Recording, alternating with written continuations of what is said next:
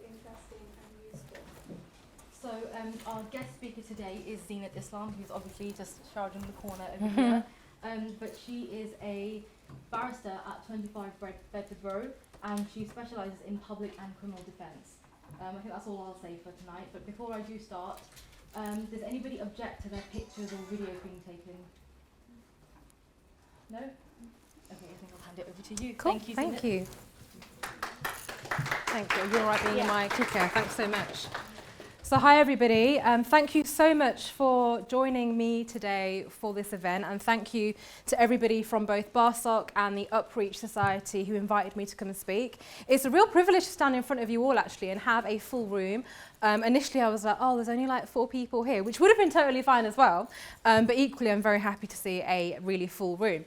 So I was going to start by giving you all a bit of a brief intro about me, and I've actually met a couple of you because I can see familiar faces from various other events at Warwick and stuff like that, and then I'll go on to tell you a little bit more about me and my journey to the bar. So I graduated in law in 2010, which is nearly 10 years ago, which makes me feel extremely old. I did the 3-year programme here at Warwick. I loved it because I was a bit of a nerd. When I started, and I'll tell you a little bit more about it, actually, I'll just stop on that now and we'll come back to it. But in terms of where I am now, as these guys said in the introduction, I'm a barrister at 25 Bedford Row. Don't know if any of you guys have heard of it, but it's a chambers based in London with a specialism in criminal defence. At the moment, I've kind of moved a little bit away from criminal defence, and I'm currently junior counsel to the Grenfell Tower inquiry, which we'll speak a little bit more about a bit later on. And I guess what I'm really here to speak to you guys about today is to kind of share my journey as someone who never really felt the perfect fit for a career at the bar, for reasons that I'll go on to explain, and also to tell you what I think is really important as you guys all progress through your academic journey, and when you get into these positions of being solicitors, lawyers and barristers or otherwise, how to kind of use that platform to make a difference. So that's kind of what I hope we'll get out of today. Next slide. Thank you. So yeah, so basically what I've just said, barrister, Grenfell, my kind of passion areas are kind of around human rights, social justice, international law. After Warwick, I went on to LSE and did a Masters in Public International Law. I'll tell you a bit about that. Youth Inspire, some of you guys might be familiar with that because it still runs as a pro bono project at Warwick. That was something that I set up when I was a second-year law student and still carry on with to this day on a kind of a national basis. And till this day, I believe that Youth Inspire was the reason that I got pupillage. So we'll also talk a little bit more about that. In addition to the kind of boring barrister stuff, I'm moving into a space of kind of complementing my legal practice with doing other stuff like speaking, training and consultancy around kind of the areas of interest that I have. And my central kind of aim and passion around being the lawyer and being all the other stuff is because I really believe in the need to build power and purpose in individuals and communities. And by that, what I mean is making sure that all of us as individuals are achieving our best self and attaining the goals that are in line with our potential. And then when we are the best version of ourselves, it's only then that you will be in a position to be able to serve others. And that's kind of this process that I've been trying to go through my legal career so far, and with these other projects. Next, thanks. Okay, so I've got a slide on identity, and now you guys may or may not have this kind of stuff discussed when you've got other lawyers, other firms and whatever coming in to give you legal presentations about what it means to be a lawyer. Now, the reason why I included this slide is because for me, my identity fully informs my identity as a lawyer. And for me, the two are not separable. So they're intertwined. And one message that I would try and give to you guys today is if you are in line and aligned with your own identity and what is important to you, it will really help your journey to becoming a lawyer or whatever you end up wanting to do. So in terms of me, how I ended up where I am, I'm British, Muslim, Bangladeshi female. I'm actually a Brummie, which you might hear from the accent, but I've been in London about 8-9 years now. I'm the youngest of 5 girls. I am a lawyer, but I identify as a lawyer who is about the people and like lawyering for change, and that was always my motto. And I've written human at the end, which you might find funny, but that's because I really think that it's really easy to go through these professional processes and try and be a solicitor or a barrister, and people kind of almost become these like robots, and you almost forget who you are, what you stand for, what your values are. You feel like you've got to be someone else. And so these kind of different aspects all form part of what I'm about, and that journey to being a lawyer and a barrister, and how I still hold them central for reasons that we'll again talk about. Okay, so my journey to the bar, I've tried to bullet point it as easily as I could, and I've started with my mom and dad. And the reason I start with my mom and dad is because I come from a background where my mom and dad came over to the UK in the 60s and 70s. They weren't able to finish their kind of education, and they came here to kind of give their kids a better life, right? And I'm sure many of the people in this room can resonate with that kind of a background. And I don't know about you guys, but although my parents never were able to finish their formal education, they always pushed education with us at home. If I came home with anything less than an A, I was getting I don't know about a slap around the face, but you know what I mean, right? It'd be like, how are you getting a B? Why are you getting a B? Why are you getting anything less than an A or an A star?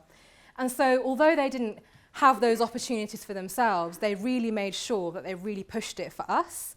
And what was particularly kind of, I guess, powerful for the way my mum and dad raised me is because we're all 5 girls. And from my cultural background, there is a massive emphasis on having boys and sons, because apparently boys are better than girls. I don't know if, again, anybody else can resonate with that message, but I'm sure it's familiar for some.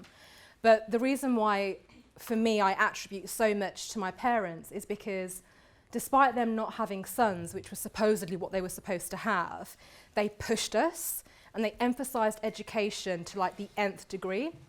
And so in doing that, they really wanted me to go to a fancy grammar school because, as some Asian parents do, they do what they think is going to be best for their kid, right? So my dad's trying to get me to do the 11 plus, all those stupid books with the different shapes, which apparently tells you you're clever or not. I don't know. I never got it. I flopped the 11 plus, and I remember feeling like, okay, I'm a bit of a flop. And then I ended up going to Swanshurst in Birmingham. I don't know if anybody's from me or familiar with that as a school. It's got a bit of a reputation because it's crap. It might have improved over the years, I'm not sure. So went to the local school, wasn't all that, but managed to get through and do okay, despite the fact that I was supposed to go to a grammar school and flopped. I just went to the local comp and then Solihull sixth form, again a mainstream college. And it was at college that I was beginning to look at unis, and I really specifically chose Warwick. A lot of people were pushing me to apply for Oxbridge because they can see that somebody might be bright, they're getting the grades, why don't you apply for Oxbridge? And I don't know what it was about when I was at college, but it was almost as if I kind of knew myself enough to know there is nothing about Oxbridge in me or that I want to be about me. And what I mean when I say that is because, and you'll see this more kind of at a career at the bar, other people will impose upon you what their definitions of success are, or what their definitions of what you should be doing or shouldn't be doing are.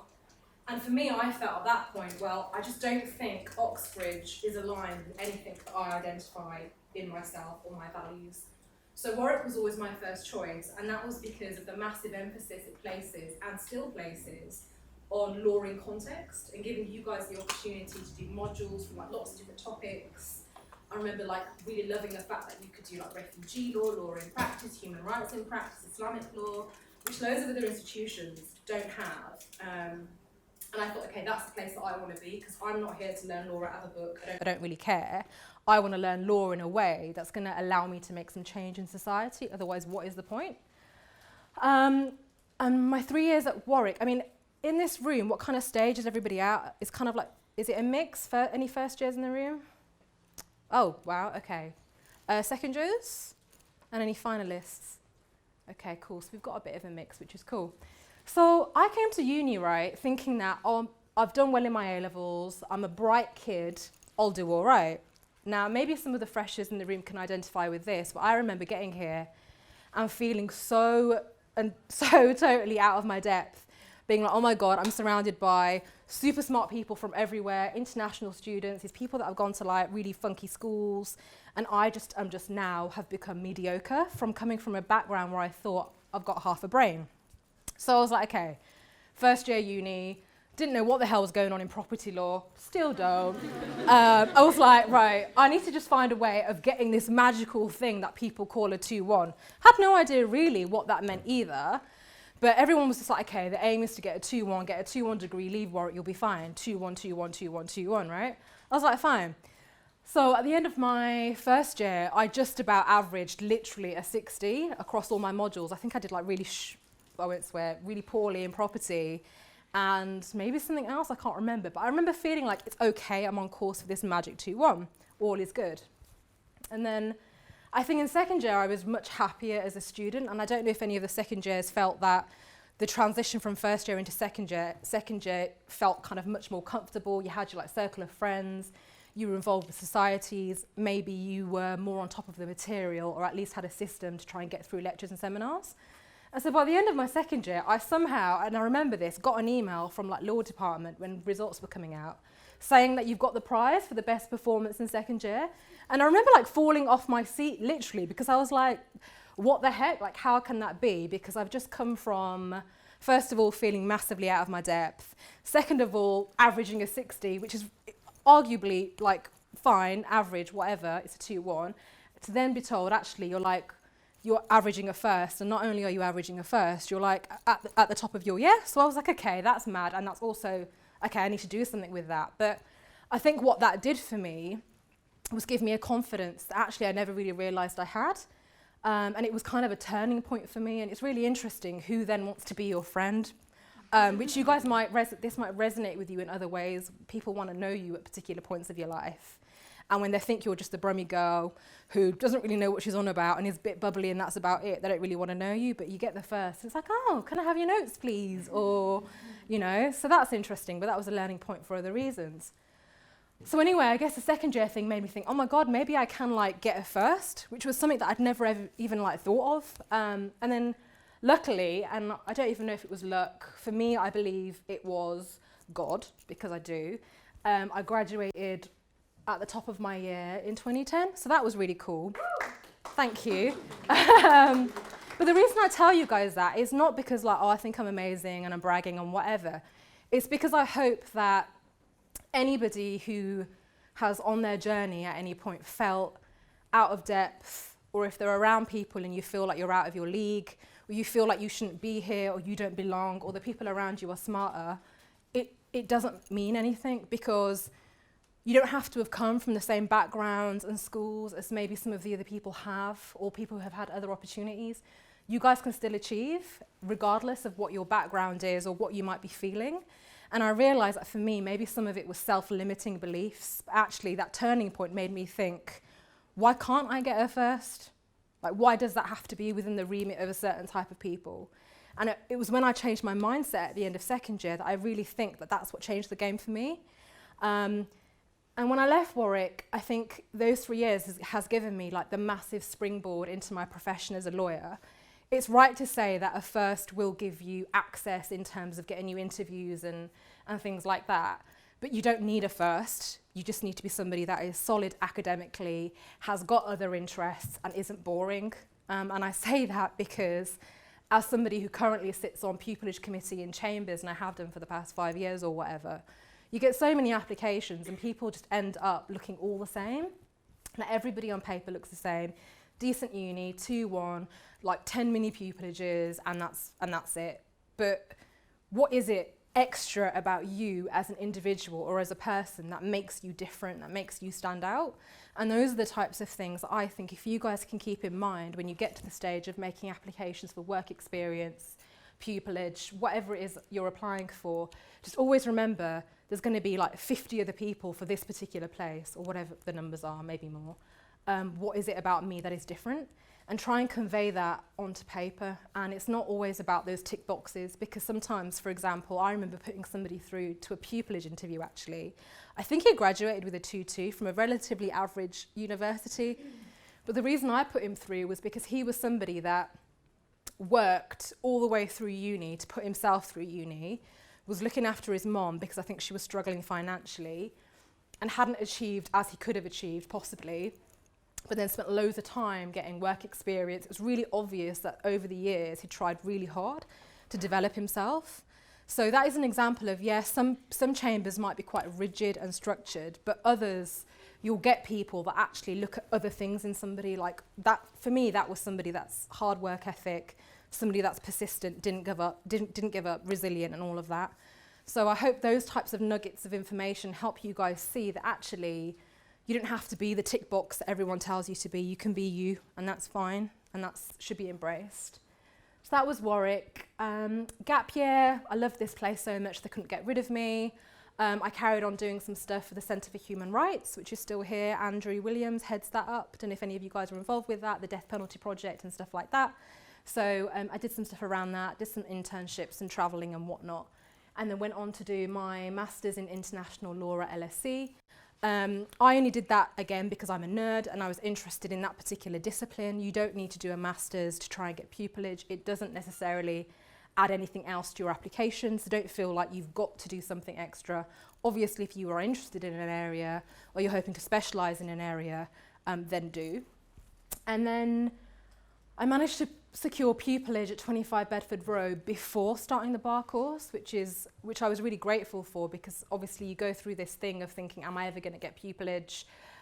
Do I spend tens of thousands of pounds on the bar course without knowing that you're going to get pupillage? And pupillage is one of those difficult things that you have to, it's what I said about the applications, you have to find a way of being your best self and developing yourself through uni in a way that makes you different. And that could be like, yes, all the standard stuff, mini pupillages, work experience and stuff, but what is it that makes you different? And for me, so when I was interviewing for pupillage and stuff, I got so fed up of the same interviews and going into rooms feeling like, what the heck am I doing here? Like, these people are looking at me like, what the heck are you doing here? And I'm sitting here thinking, what the heck am I doing here?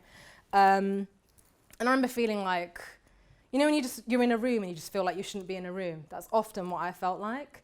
And by the last interview, I got to the stage where I couldn't even be asked to wear black shoes. I think I wore like nude shoes. I wore like a long black dress rather than like, you know, smart court wear.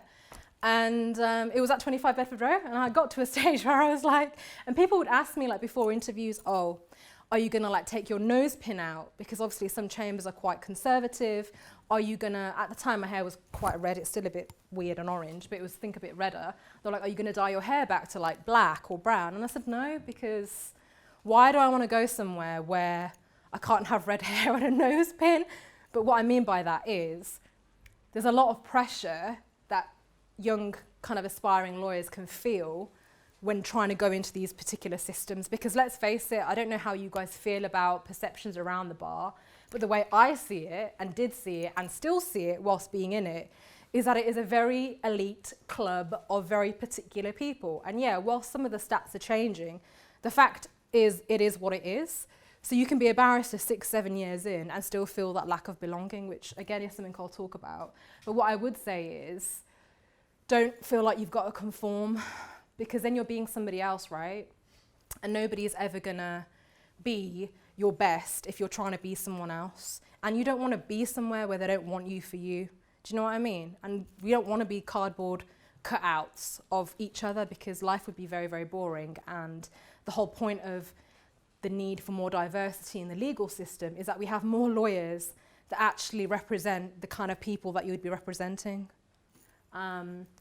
So yeah, I got taken on as a tenant, and then junior counsel to the Grenfell Tower inquiry. So what's interesting about this bit is, and again, this might resonate with some of you guys, is I really desperately was passionate and still passionate about kind of human rights, social justice. There were particular chambers that I had in mind. Somebody's making a noise. Chambers that I had in mind, thinking I desperately want to go there. That's the kind of chambers that I want to be at. And I interviewed at a couple of those, and they're actually, ironically, the examples that I gave you guys about of walking in and feeling like this doesn't work. And so I ended up at a chambers that wasn't even necessarily on my radar, but somewhere where I felt I could be me. They've got a diverse membership. There's more people in there that are from different backgrounds, whether that's by race or kind of schools I went to or whatever. But I always knew I wasn't squarely going to be a criminal defence barrister. Although there is a lot that I have loved about that, as scary as it is being chucked into court with no papers and made to face a scary judge and just deal with it, you know, I always knew that that wasn't enough for me. Like going into court and doing all of that, that's great. But the whole point of being a barrister for me was because I wanted it to be a platform to be able to do more and to be able to give back. And what's really weird is I always have itchy feet, and I still do. And I was like, okay, criminal defence is cool. I've done a bit of that. What else can I do? So I made a point of like applying for scholarships and stuff through the INS, which you can still get money for stuff even when you are a barrister. There's one called the Pegasus Fellowship. That's some of your scholarship that some of you guys might be aware of. And so with that, I went off to New York for a couple of months and worked with an organisation called the Centre for Constitutional Rights, because the reason why I chose that organisation is because they use their lawyering and their role as lawyers, and they combine it with their activism. And it's all about using your platform as a lawyer for social justice causes. So these are Ivy League educated lawyers like Yale and Harvard. And they've got like Black Lives Matter posters on their offices, like Free Palestine, like whatever the particular causes were. And I remember going there and feeling like, you know what, this is exactly what I wanted when I was thinking about using the law as a platform. And what I was struggling with kind of in UK practice was almost feeling like you're constantly in a square box and you're supposed to fit this square box. So that was an incredible 4 months, and that really gave me kind of the seeds for wanting to do more back in the UK about, okay, how do we combine our role as a lawyer with doing more in the community? So that could be stuff with young people, kids, universities, educators, storytellers, media people, all sorts of stuff. And that's something that I really encourage people to think outside of the box. And even when you're doing your applications and you're going through uni and you're doing your modules, that's all fine. You're kind of on this conveyor belt, but just know that you're on a conveyor belt. Don't assume that this is it. You need to find a way of understanding how to be aware of these other perspectives and thinking about the law critically. I don't know if there's anyone in this room that is a part of the CLAW group, Critical Lawyers at Warwick. Yeah, we've met. I was thinking you look familiar. So I guess Critical Lawyers at Warwick, it's a group that I spoke at last year, but they're a fantastic group because what they're doing is really thinking about law from a critical lens.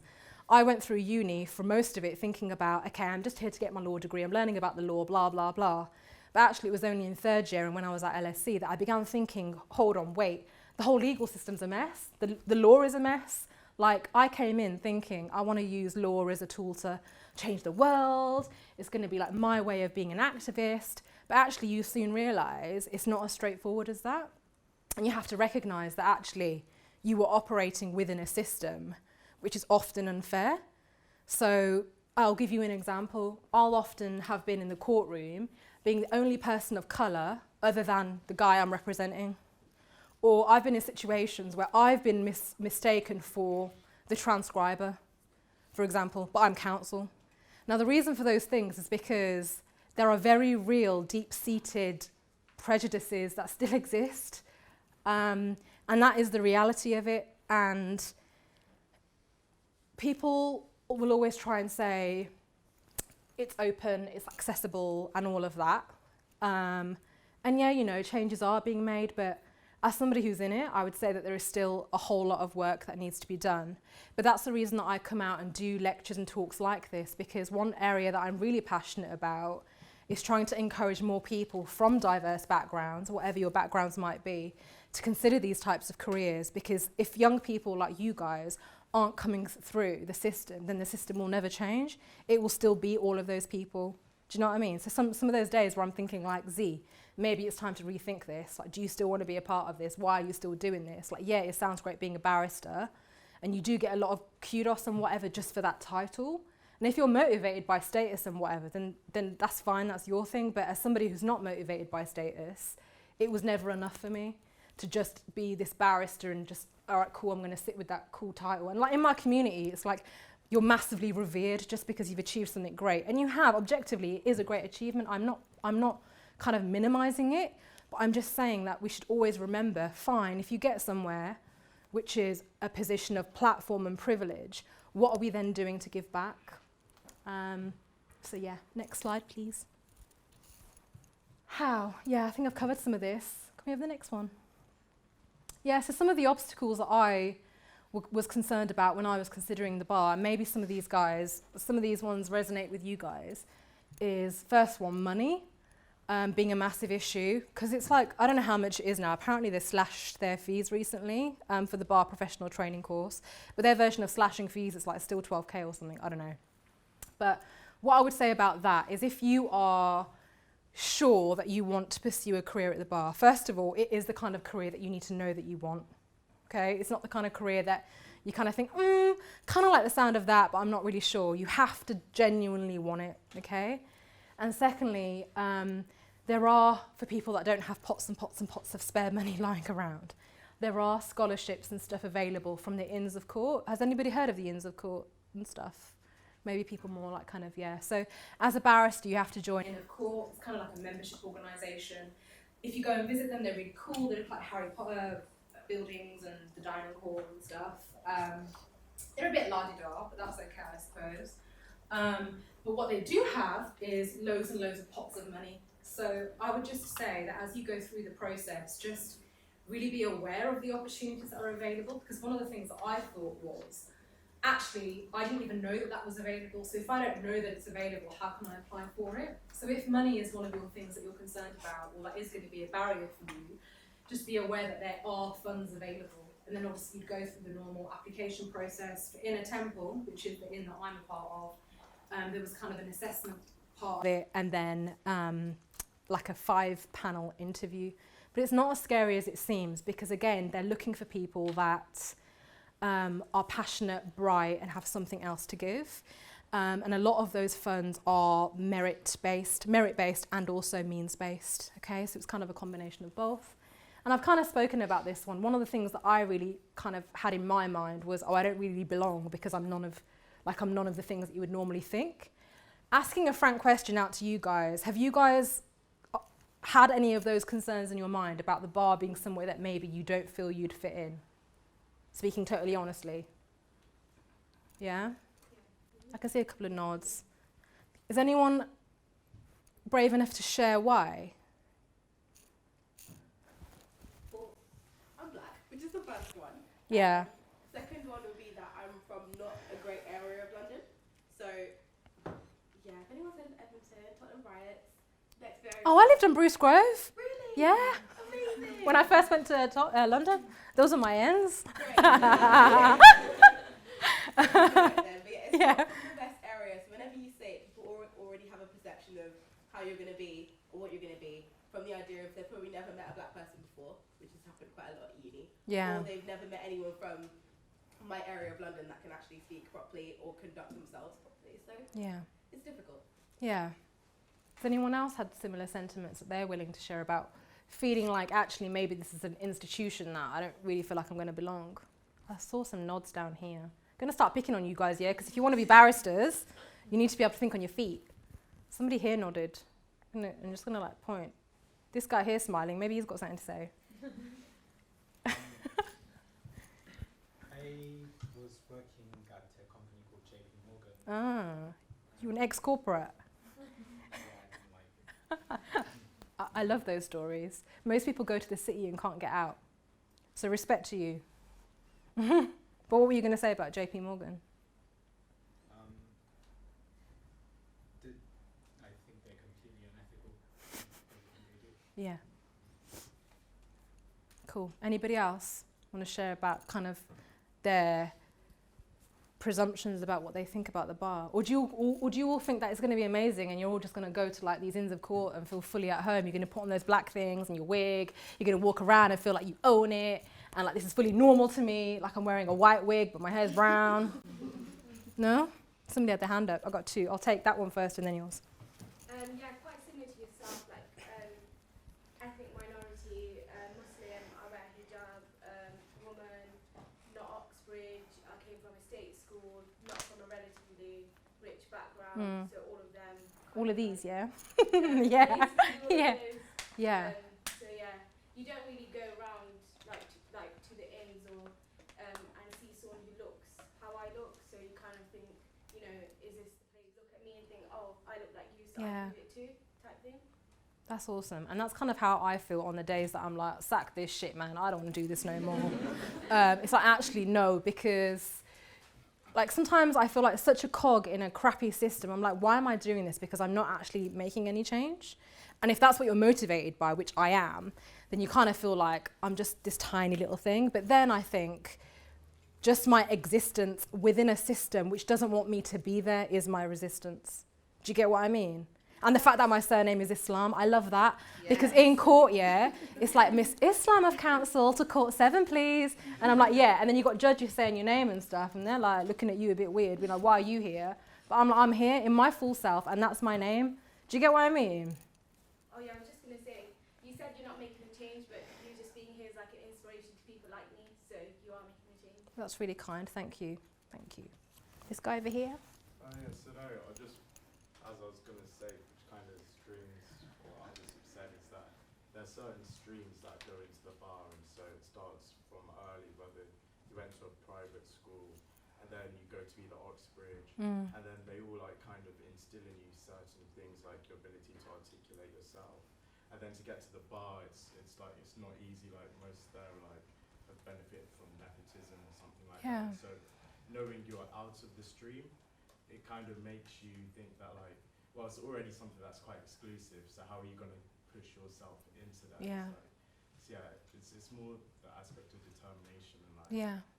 A place that, you know, actively doesn't want you because there is institutional racism Yeah. still in these areas.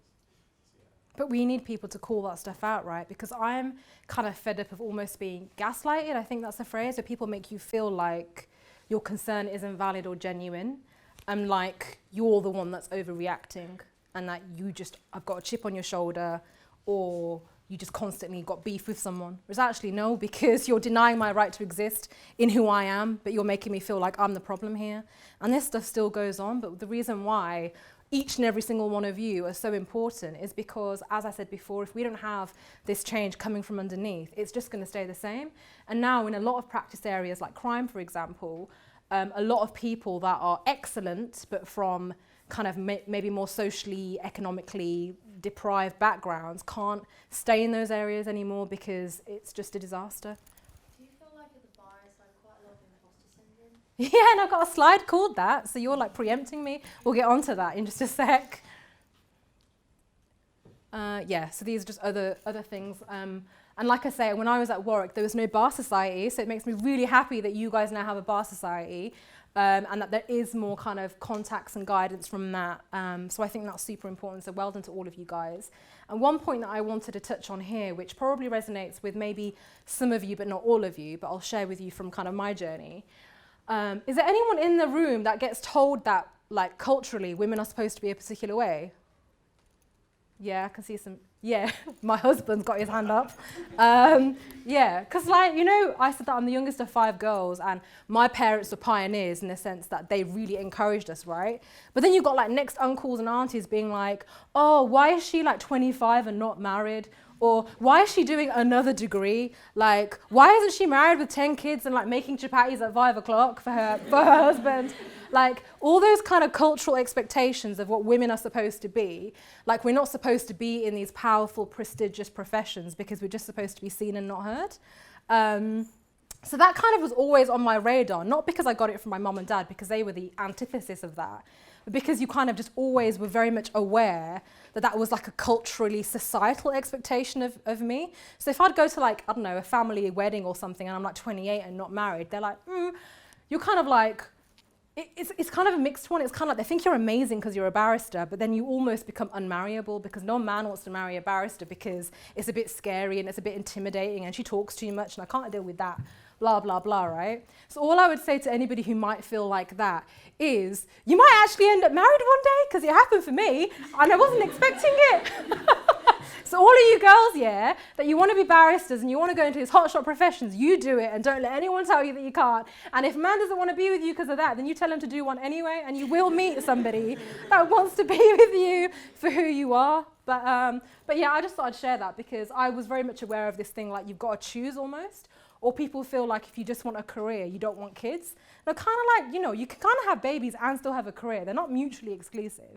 So yeah, anybody that feels like they kind of get that vibe, then have hope, all is fine. Next slide.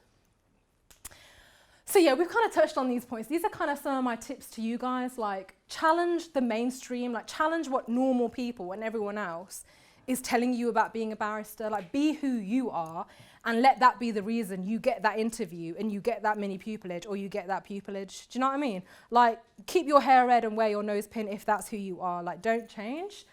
And just this whole notion of like not conforming, because people, like for me, for example, I'm somebody that doesn't drink alcohol. I'll give you an example. For other people, it might be something else. But the bar is a heavily dominated, alcohol-based profession. So I remember as a pupil, I just felt like, right, I need to go and show my face because all they do is live in the pub. And I have to go show my face and be in the pub. So I'd be like, right, I'm going to go with my cranberry juice, stay for 30 minutes, show my face, and I'm just going to go home. And they aren't spaces that I feel comfortable in. But it's almost like you've got to try and find a balance to an extent. Or actually, if I am who I am now, as opposed to 6 years ago, I think I would outwardly just say I'm not coming at all. But that kind of a strength has come over time. And other people, for example, have been like, some people end up drinking, for example, or feeling like they've got to do that stuff. But all I would just say is if you've got a strong sense of self, whatever it might be, whatever your values are, don't compromise on them because people will respect you for the values that you hold and don't shift on. Scholarship, we talked about that, talked about husbands and culture and chapatis and for finding a balance. And if you want a career, have a career. If you want kids, have kids. And if you want both, do both. So yeah. Imposter syndrome, yeah, there you go. So a lack of belongings, what I was saying was, you can be in this profession and be in it 6-7 years, like as I am now, and still be in rooms and be like, I don't belong here. And this happens to me a lot, like a lot, and maybe it happens to other people. And I don't know where it actually comes from. I don't know if it's a lack of confidence. I don't know if it's because I feel other people make me feel that way because, I've been in cases where all the other barristers are men and I'm the only woman. They definitely treat you differently. And especially if you're a young woman, you just get treated differently. It's like you're not there almost, or what you have to say isn't as valid. And you have to work 10 times harder for your voice to be heard. So I don't know if it's those kinds of situations that then make you feel like, oh shit, I shouldn't be here. Like, oh, why have I got this really cool case? Or why have I been put on this? I'm not sure I belong. But then I have to challenge those kinds of beliefs myself. And what I've realized is that I just need to focus on the fact that I have all of these achievements under my belt and I achieved all of those things just by being me. So I need to not let other people tell me that I'm good enough because I don't need that validation from anybody else. And this is kind of an internal conversation that maybe some of you had when you came to uni. You might have been in rooms where you felt like, everyone's bright, like kind of what I told you about when I started first year. But as you progress, I think it's just about just remembering that you're all kick-ass, you're all at Warwick, you're all doing law or want to be lawyers. So there's obviously something about you that got you here. And don't let anyone else minimize who you are or what you are. And if you're in those situations where people make you feel that way, I would suggest you call them out. And I've had many situations where I wish I called people out. I wish I'd said something, and you kind of go home and you think, I should have said that. I should have dealt with it differently. And these are things that perhaps come with experience and also confidence and strength. And that takes time, and that's cool too, but just be aware of the fact that if somebody makes you feel lesser than you are, then that's something that kind of needs to be dealt with, but also it starts from within. And I've already dealt with this. Representation matters. So for anybody that feels like they shouldn't be at the bar, you totally should be at the bar because we need to change what barristers look like because at the minute it's all a bit dry. Doesn't always make sense. So I kind of touched on this earlier on about this whole like, maybe some people think, you get your training contract, you get your pupillage, you qualify, and that's it. You've reached the pinnacle of like your career, everything you've been working for years. And maybe for some people it is their ambition just to be a lawyer. How many people in here actually definitely want to be a lawyer? I might have put some people off, I hope not. Yeah, so for some people that might be your dream and that's fine. But what you might also find, if you're anything like me, who asks myself like a million questions a day, is even when you get there, it doesn't always make sense. And what I mean by that is, kind of that point about, am I making the difference that I thought I was going to make as a lawyer? Am I just this cog in a big fat system that actually I can't really impact? And is this what I should be doing solely? So I always ask my questions, okay, Z, if you're motivated to make social impact and change, which is my overarching reason for doing this, right? Is this the best way that I'm doing it? Or is there another way I should be doing it? Next slide. And it's kind of like this internal conflict about being within the system that is a problematic system. So when you talk about the criminal justice system, for example, you only need to look at reviews like the Lamy Review. Have any of you guys heard of the Lamy Review?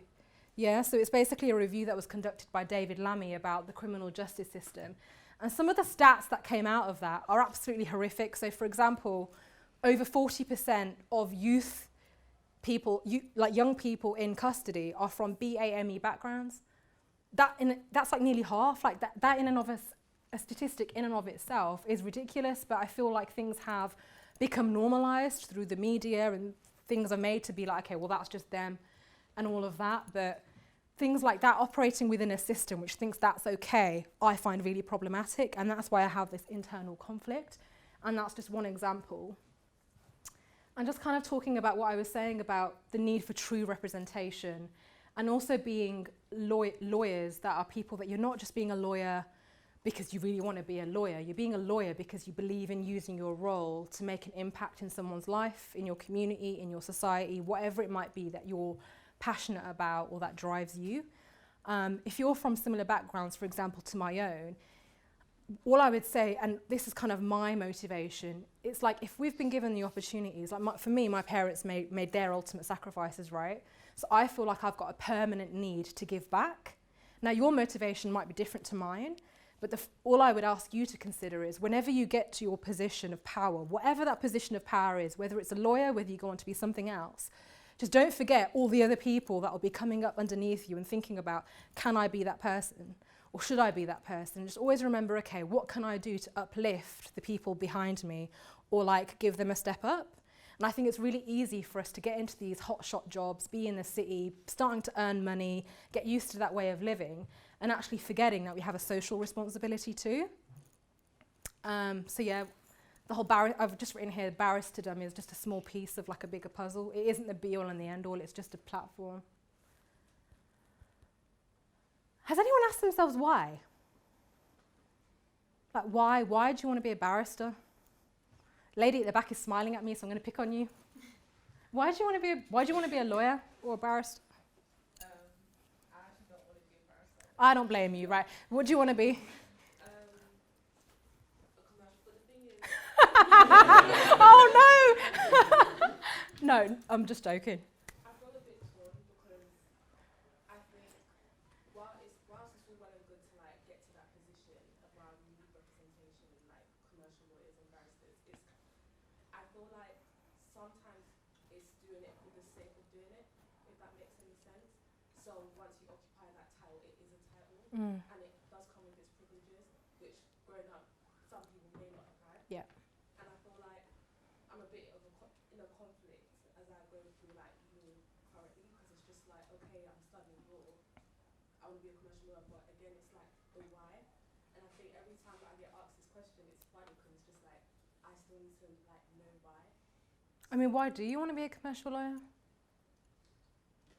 Okay, money plays a big factor. Okay, and that's fine, yeah, because some of us grew up with not having access to any money, right? But I feel like money shouldn't be the only drag to obtain that position, so that's why it's still a bit of a, is that the right path? What do you care about? A lot. What are you passionate about? Like, what pisses you off about the world? The education system. Why? Because I feel like going through it, there's a lot of inequalities. I feel like not everyone starts at the same playing field, and that's obviously life. Yeah. But I just feel like even some people's opportunity plays a big factor. Like we're all at work because we had opportunities that other people didn't, and that's why people go to unis that are lower down the scale. But it's like they didn't have the opportunities that some of us may have probably had. Yeah. And that is what it's like I'm passionate about. Interesting. Okay, so you're not entirely sure then about your why? No. Okay. Anyone else? Why do they want to be a barrister? or a lawyer, or whatever you want to be, because maybe you don't want to be a barrister, and I don't blame you. I'm sick and tired of just being represented by white old men. I know I'm white as well. But I'm sick and tired of it just being men. Like, you know, I want to stand up for myself. I want to see someone that's poor, comes from Norfolk, has no idea what law is, like lives on a farm, you know, like used to milk cows when they were younger. Like, that's what I want to see in a courtroom. See, I love that. So we come from different spaces, but we're saying the same thing, right? It's about the people that are currently in power don't represent us. A bit like this shitty government. But that's another conversation, perhaps for a different day. And I don't want to be too controversial, but I am quite political, which may be apparent or not, I don't know. But we come from different places, but we're saying the same thing, which is we don't like things how they are. So if you don't like things how they are, rather than moaning about it or thinking that's pretty shit, what can I do to make a difference in it, right? Okay, so you don't sound like you're going to be a commercial barrister to me, or are you? You are. Okay, well, when you get to your commercial barrister thing, yeah, and you make loads of money, I want to see you making loads of money and putting them into projects like what this girl here was talking about, like education projects and redressing the balance. And what I mean by that is, it's totally cool if you don't want to be a criminal defense lawyer, a human rights lawyer, or any of the things that I've spoken about. I've got nothing against commercial corporate people, by the way, just so it's clear. But what I'm saying is, if you choose that path, own it, and in your position of power, reflect the values and your story and open the doors to the people behind you. And when you're in that position, think about all the ways that you can give back to others. That is all I'm saying, because in a high hotshot firm, for example, you might find yourself in a position where you do have a big fat budget to do a particular project, for example, which at a human rights firm, you wouldn't have, all right? So just because you go down the corporate route doesn't mean that you can't make a difference, because of course you can. Does anybody else want to share their why? It relates to what you and Talia said. I think everything that it's not like I'm black, I'm Muslim, and I'm female, but it's not just because that what makes me.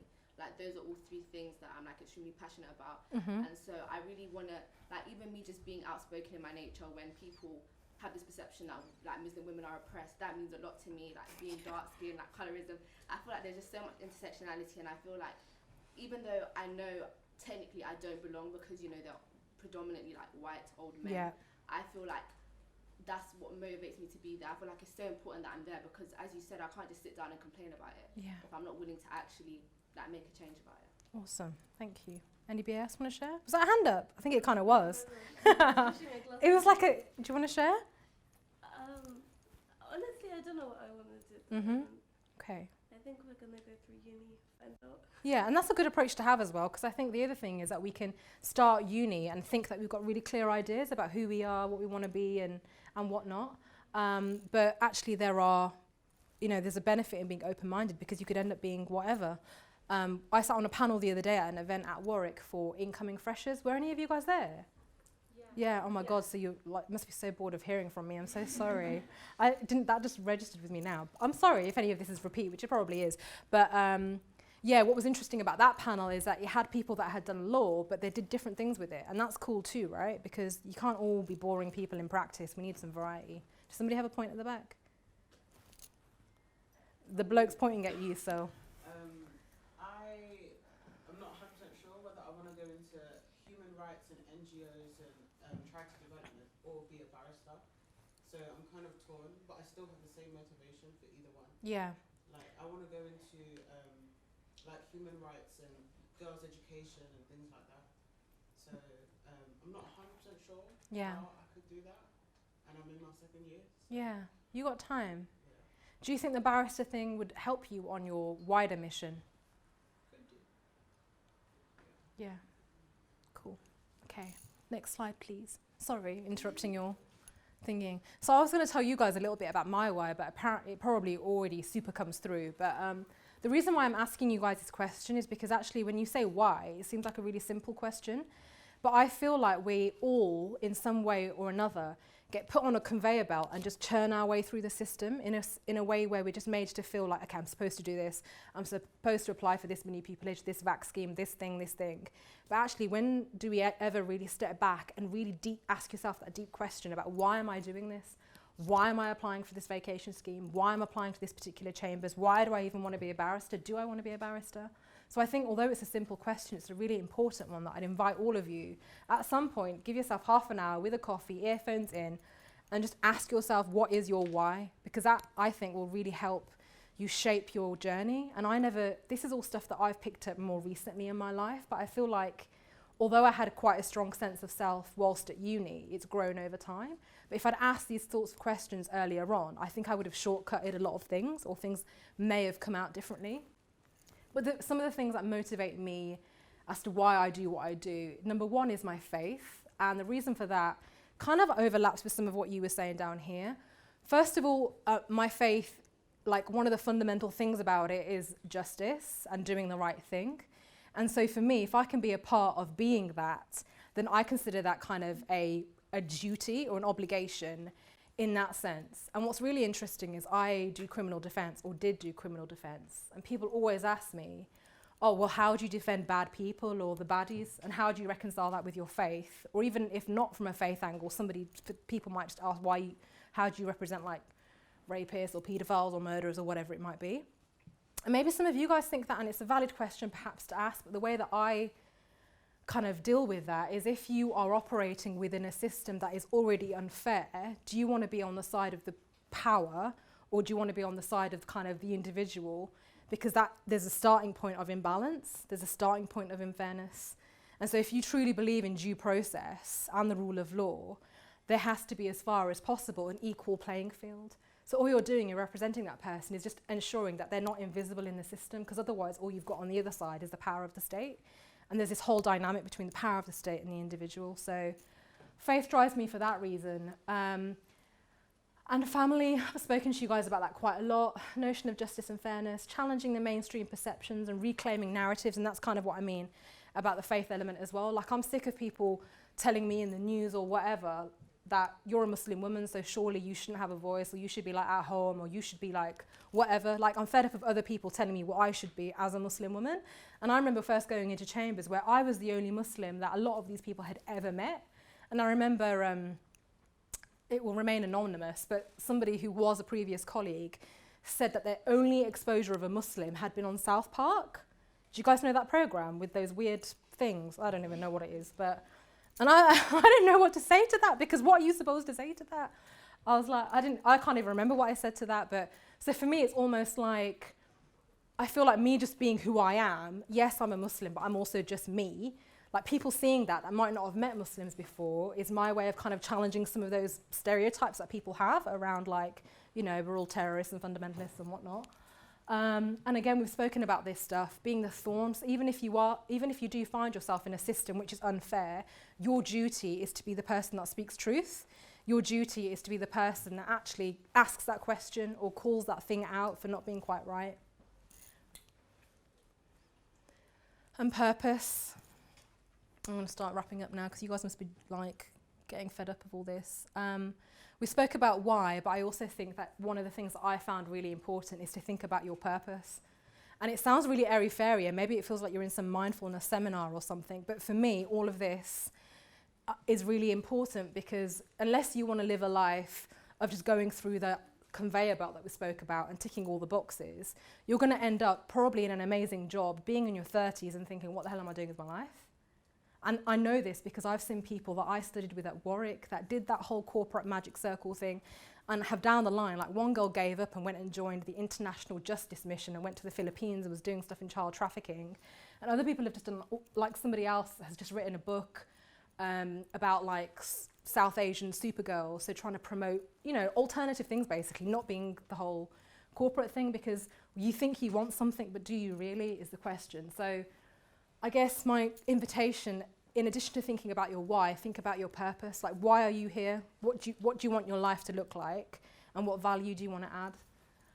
And these are some of the things that I kind of define mine, which is about creating impact, making a difference, adding value. And I recognize that despite like my journey and where I am now, I am in a position of privilege. Everyone has different types of privileges, like white privilege, like light-skinned brown person privilege. I don't know, like, do you know what I mean? There's so many different levels, and it's important to understand what your level of privilege is and operating within that knowledge and then doing something with the platform that you've achieved, because there's always going to be somebody that doesn't have what you have. Next. Yeah, and again, similar. Next slide, please. in addition to thinking about your purpose and your why, think about your values. And these are all exercises that I would encourage you guys do to really think about. If you're confused, if you're like fully know what you want to do, that's great. But for anybody that's like not really sure, I'd invite you to think about these kinds of things, because actually they can really shape your journey.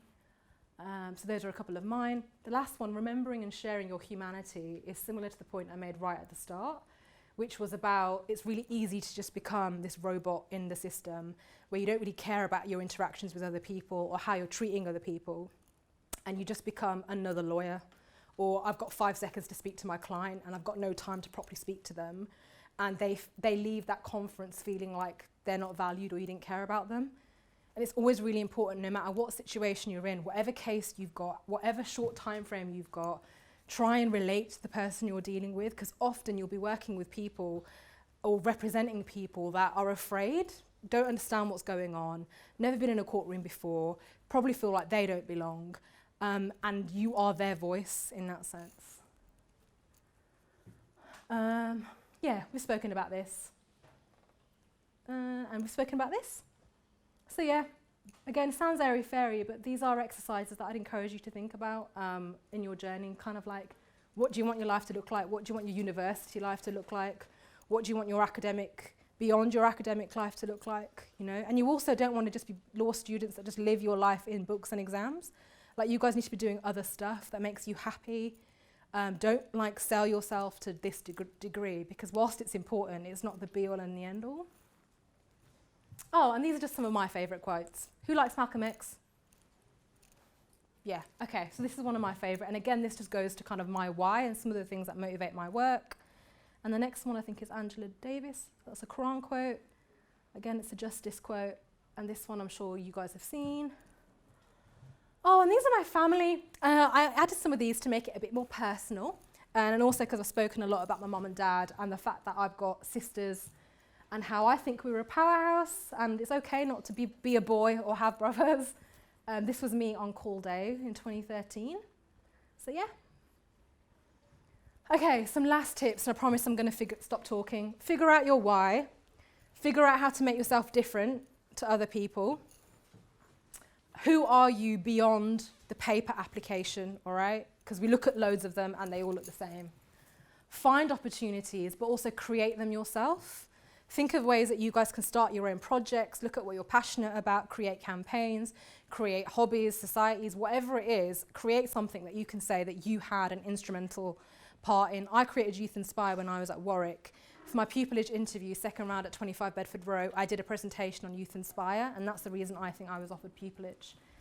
Networking is obviously really important, looking for mentors and speaking to people, and I'm sure you guys are really au fait with all of that when you go to all the Law Society events and whatever else. And I'll also encourage you, and you guys obviously are doing this, in addition to all the corporate kind of ones, do the alternative ones, like today, which you are. Values, yeah, integrity is a big one, especially as a lawyer. Like, a lot of people always say lawyers are liars. I hear this all the time and it really frustrates me. And I'm like, you need to look at our code of conduct, mate, because it doesn't say that.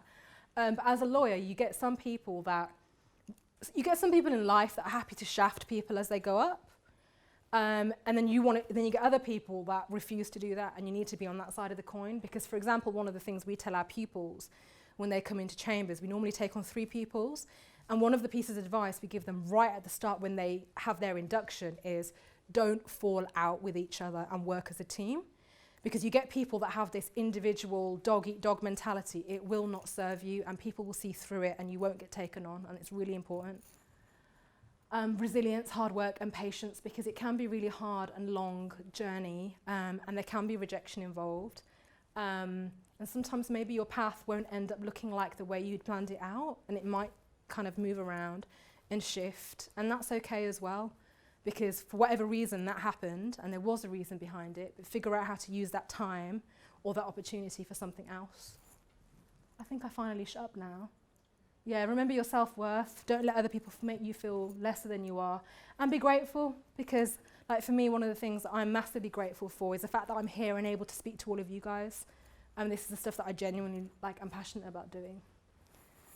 Oh, I think that's it now. Oh, what is this? Oh, you can make a difference, and you do have a responsibility to make a difference, and you will make a difference, and I forgot I even had that slide.